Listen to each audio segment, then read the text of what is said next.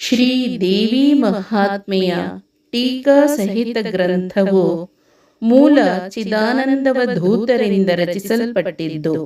8ನೆಯ ಅಧ್ಯಾಯ ಮಹಿಷವಧೆ. ಮಹಿಷ ಅಂತರಂಗ ಬಹಿರಂಗಗಳಲ್ಲಿ ಅಷ್ಟಮದಗಳುಳ್ಳವನೇ ಮಹಿಷ. ಜನರು ದೇವಿಯ ಕೃಪೆ ಪಡೆಯದೆ ಅಹಂಕಾರ ಮಮಕಾರಗಳಿಂದ ಗರ್ವಿಸಿ ಕುಲ, ಬಲ, ರೂಪ, ಯೌವನ, ಸತಿ, ಸಿರಿ, ವಿದ್ಯೆ, ತಪ ಮುಂತಾದವುಗಳಿಂದ ಹುಚ್ಚರಂತೆ ಮೈಮೇಲೆ ಎಚ್ಚರವಿಲ್ಲದೆ ಕೆಟ್ಟು ಹೋಗುವರು. ಪೂರ್ವದಲ್ಲಿ ಒಂದೊಂದು ಮದದಿಂದ ಒಬ್ಬೊಬ್ಬರು ನಷ್ಟರಾಗಿರಲು ಅಷ್ಟಮದಗಳಿಂದ ಕೂಡಿದವನು ನಷ್ಟವಾಗುವುದೇನಾಶ್ಚರ್ಯ. ಮದವುಳ್ಳ ಕೋಣ ಕಡಿಸಿಕೊಂಡು ಸಾಯುವುದೋ ನಿಶ್ಚಯ. ಕಾರಣ ಗರ್ವ ತರವಲ್ಲ, ವಿಜಯ. ಜಗತ್ತಿನ ಪ್ರತಿಯೊಂದು ವಿಷಯದಲ್ಲಿ ಒಬ್ಬನಕ್ಕಿಂತ ಮತ್ತೊಬ್ಬ ಅಧಿಕನಿರುವುದು ಸ್ವಾಭಾವಿಕ. ಯಾರೂ ಯಾವುದರಲ್ಲಿಯೂ ಪೂರ್ಣತೆ ಹೊಂದಿಲ್ಲ. ಸರ್ವದಿಂದ ಪೂರ್ಣಳು ಒಬ್ಬ ಶಕ್ತಿಯ ಹೊರತು ಅನ್ಯರಾರಿಲ್ಲ. ಗರ್ವವು ಕಡೆಗೆ ನಾಶ ಹೊಂದದೇ ಇರದು. ಕಿಂಕರತ್ವದಿಂದಲೇ ಶಂಕರತ್ವ ಪ್ರಾಪ್ತಿ ಎಂಬುದನ್ನರಿದು ವಿನಯ ನಿರಭಿಮಾನಿಯಾಗಿರುವುದು ಮೇಲು. ತುಂಬಿದ ಕೊಡ ತುಳುಕದಂತೆ ಪೂರ್ಣ ಅರಿವಿದ್ದವನು ಗರ್ವಿ ಎನಿಸನು. ಗರ್ವ ಉಳ್ಳವನು ಅಪೂರ್ಣನೆಂದೇ ತಿಳಿ.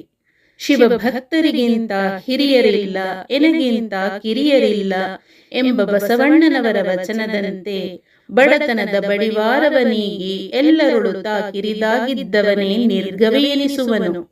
ಕಾಮಾದಿರಿಪುಗಳನ್ನು ಸಂಪೂರ್ಣ ನಾಶ ಮಾಡದೆ ವಿಷದ ಹಲ್ಲು ಮುರಿದ ಹಾವಿನಂತೆ ಅವನ್ನು ಸ್ವಾಧೀನದಲ್ಲಿರಿಸಿ ಉಪಯೋಗಿಸಿಕೊಳ್ಳಬೇಕು. ಹೇಗೆಂದರೆ ಮಾಯಾ ಹಾಗೂ ಭಿನ್ನ ದೃಷ್ಟಿ ಎಂಬ ಪರಸ್ತ್ರೀ ಸಂಗ ಬಿಡಿಸಿ ಬ್ರಹ್ಮಾಕಾರ ವೃತ್ತಿ ಎಂಬ ತನ್ನ ಸ್ತ್ರೀಯಲ್ಲಿ ಲೀನವಾಗುವುದು. ಕಾಮವು ದುರ್ಮಾರ್ಗಿಗಳೊಳು ಕ್ರೋಧ, ಪುಣ್ಯ ಸಂಪಾದಿಸುವಲ್ಲಿ ಲೋಭ, ಸತ್ಪುರುಷರಲ್ಲಿ ಮೋಹ, ಗರ್ವಿಗಳಲ್ಲಿ ಮದ, ದುಷ್ಕೃತಿಗಳಲ್ಲಿ ಮತ್ಸರ ಮಾತ್ರ ಇಟ್ಟುಕೊಂಡು ಸುಖ ಹೊಂದಬೇಕು. ಮಧುಪಾನ. ಮಧುವೆಂದರೆ ಅಮೃತ, ಮೋಕ್ಷ ಸ್ವರೂಪ, ಪರಮಾನಂದ, ಚಿದ್ರಸವು.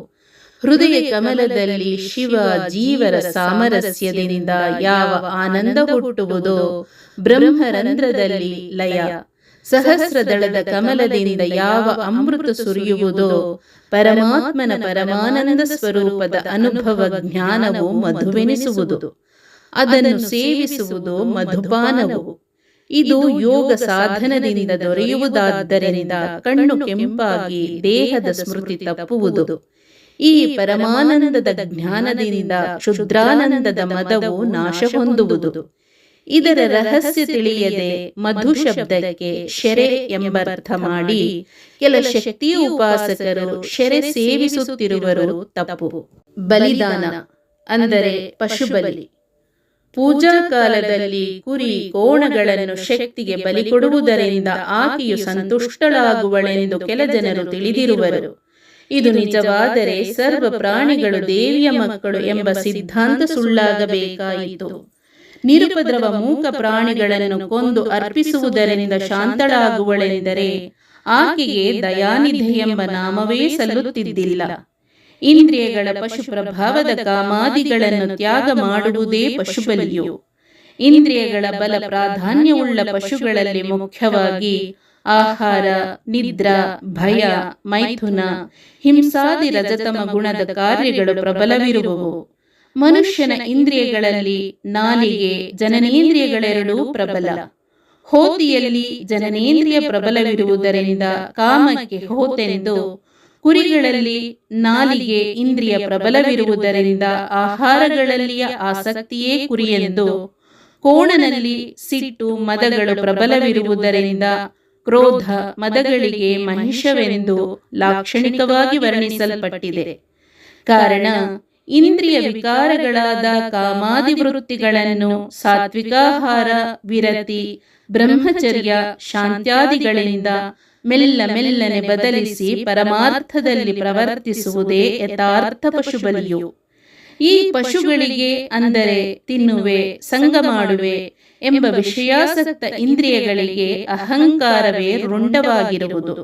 ಈ ಅಹಂಕಾರವನ್ನು ಜ್ಞಾನ ಖಡ್ಗದಿಂದ ಅಂದರೆ ಸಾತ್ವಿಕ ಬುದ್ಧಿಯಿಂದ ಬೇರೆ ಮಾಡಿ ಶಕ್ತಿ ದ್ವಾರ ಶಿವನಿಗರ್ಪಿಸುವುದವಶ್ಯವು. ಶಕ್ತಿಯ ಹಸ್ತ ಅಥವಾ ಶಿವನ ಕೊರಳಲ್ಲಿ ರುಂಡಮಾಲ ಇರುವುದು. ಇದೇ ಭಾವವುಳ್ಳದ್ದು. ಪೂರ್ವದಲ್ಲಿ ಕೂಷ್ಮಾಂಡನೆಂಬ ರಕ್ಕಸನನ್ನು ದೇವಿಯು ಸಂಹರಿಸಿದ್ದಳಾದ್ದರಿಂದ ಈಗ ಕುಂಬಳಕಾಯಿಯನ್ನು ಮಹಿಷನ ಸಂಹಾರ ಕಾಲಕ್ಕೆ ಒಡೆಯುವರು. ತಾತ್ಪರ್ಯ: ದೇವತೆಗಳು ಸ್ವರ್ಗದಲ್ಲಿದ್ದರೂ ಪರಮತತ್ವವನ್ನು ತಿಳಿಯದೆ ಕಾಮಾದಿಗಳಿಗೆ ವಶರಾಗಿ ಐಶ್ವರ್ಯ ಮದದಿಂದ ಪರಮಾತ್ಮನ ಉಪಾಸನೆಯನ್ನು ಮರೆತು ತಮ್ಮ ಅಧಿಕಾರ ಕಳಕೊಂಡರು. ಬ್ರಹ್ಮಾದಿಗಳಿಗೆ ಶರಣು ಹೋಗಲು ಅವರು ಭಗವತಿಯ ಸಾಕ್ಷಾತ್ಕಾರ ಮಾಡಿಸಿದರು. ಆಗ ಆಕೆಯು ಅವರನ್ನು ರಕ್ಷಿಸಿದಳು. ಯುದ್ಧದಲ್ಲಿ ಇಂದ್ರಾದಿ ದೇವತೆಗಳು ಸಹ ಭಗವತಿಯ ಸಾಕ್ಷಾತ್ಕಾರ ಮಾಡಿಕೊಂಡಿದ್ದರಿಂದ ಪಾಪ ನಿವೃತ್ತಿಯಾಗಿ ಪುನಃ ಸ್ವರ್ಗಾದಿ ಭೋಗವನ್ನು ಹೊಂದಿದರು. ಯಾ ದೇವಿ ಸರ್ವಭೂತೇಷು ಮಾತೃರೂಪೇಣ ಸಂಸ್ಥಿತಾ ನಮಸ್ತಸ್ತೈ ನಮಸ್ತಸ್ತೈ ನಮಸ್ತಸ್ತೈ ನಮೋ ನಮಃ.